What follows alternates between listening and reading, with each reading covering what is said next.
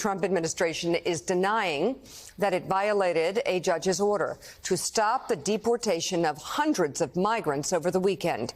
President Trump on Friday signed an executive order invoking the Alien Enemies Act of 1798, which allows the government to deport certain nationals in times of war without trial. The administration used the act to deport nearly 300 people that it alleges are members of a Venezuelan gang, flying them to El Salvador on Saturday.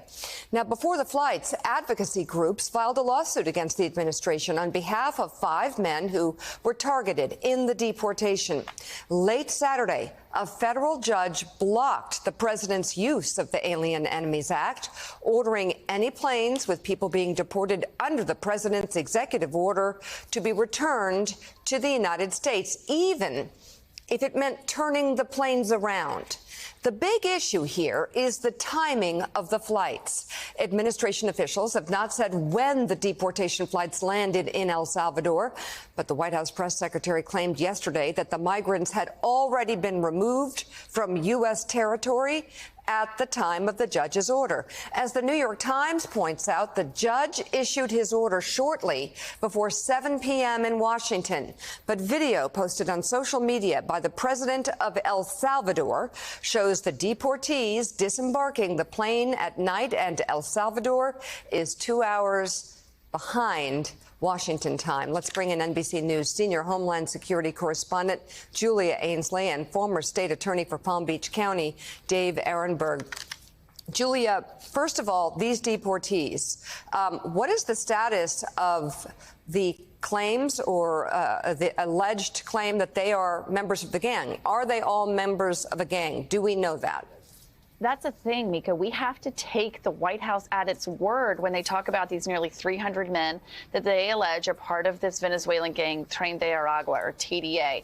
TDA is a gang that began in Venezuela over a decade ago, and it's really been making its way internationally. It's become a recent threat in the United States just in the past year, still much smaller than anything like MS-13. They have been blamed for murders and for robberies in New York City, but really it's been a major focus of this administration to try to focus on this gang in particular. They've also labeled them a foreign terrorist organization, which is one of the reasons why Caroline Leavitt called them all terrorists. But look, without due process, without them going before an immigration judge, without the White House telling us what crimes these people may have committed or whether or not their tattoos merely linked them to this gang, it's really hard to know. I'll even point out during the Biden administration, they had a list of over 600 people they said may have connections to Tren de Aragua, but they said some of these people may have simply been victims who had to pay this gang or get a tattoo in order to survive. It was really difficult to see who exactly in that group would have been a high-level crime member. And that's exactly why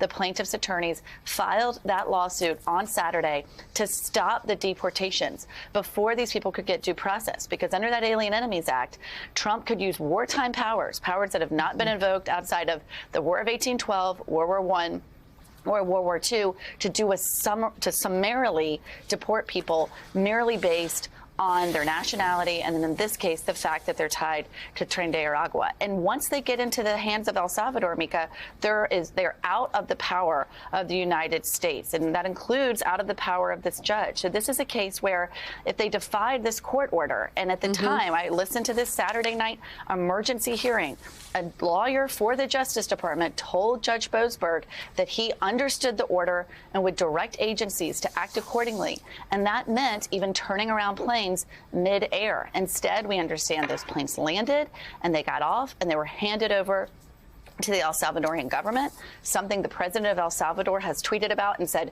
oopsies, too late, when he saw the headlines about the judge's order. So this is a real mocking of this order that can't be undone. It's unlike another order where if they aren't in compliance, something can be undone. They are now in the hands of the El Salvadorian government, going to these super high security prisons that have been developed by the El Salvadorian government in order to hold people from gangs in places where they have multiple men sleeping on concrete slabs without so much as a mattress or a sheet. These are very high.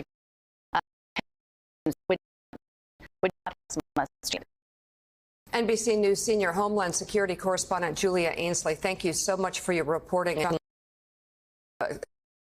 questions are screaming at me right now, and that the number one is due process, which Julia was talking about. We have no idea what, if any, was had.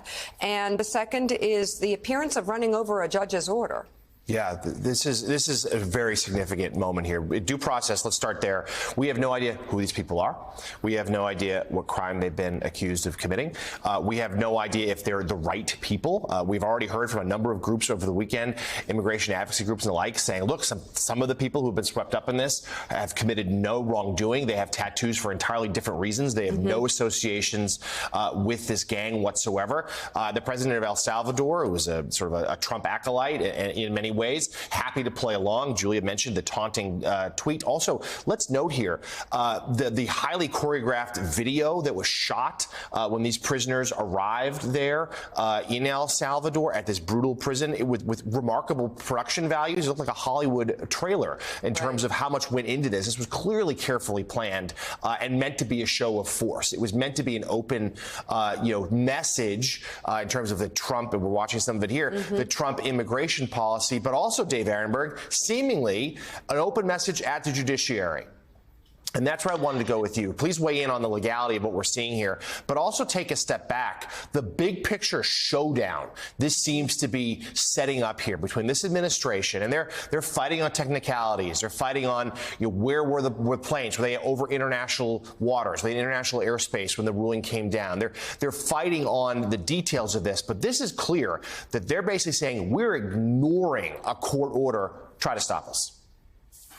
Jonathan, I was concerned that this would be the coup that we all worried about. That's when the administration says we are going to disregard court orders.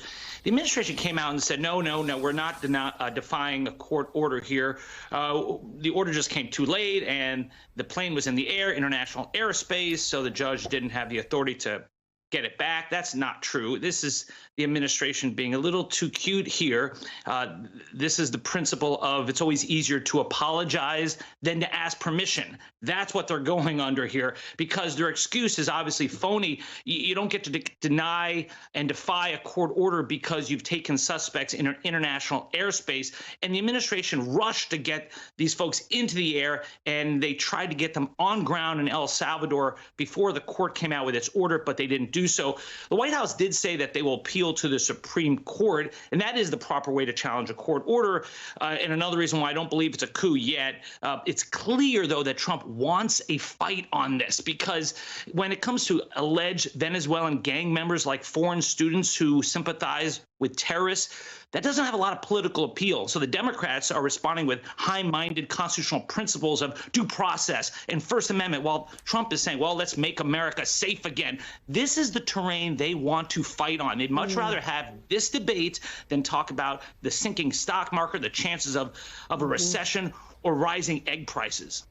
Yeah, I mean, Dave, you hit it exactly, that the Trump administration is trying to make a point with people they perceive as not particularly sympathetic victims. The student up at Columbia who was saying, siding with Hamas, it seemed, in some issues. And now these, at least some of them, are members of a gang, or there's, who have, accused of doing truly terrible things. But isn't what makes America America? Isn't it no matter who you are, you're still entitled to free speech and due process, no matter how unsympathetic or unsavory your views might be? Talk to us a little bit about the slippery slope we may be on here. Well, that's why President Trump is invoking the Alien Enemies Act of 1798, which gives the president extraordinary power to do this without going through the immigration courts, without having real due process. The problem is the act says that the president can only do it when the United States is at war with another country, or if the foreign country has invaded or threatened to invade the U.S. That hasn't happened here. And that's why I think the courts are ultimately going to rule against the president. But the question is then, if the president ignores the courts, then how does the court enforce its actions? Because they're under the marshal's office. They have the marshal's office to enforce its rulings, and the marshal's office is under the executive branch. So we could be headed for a constitutional crisis.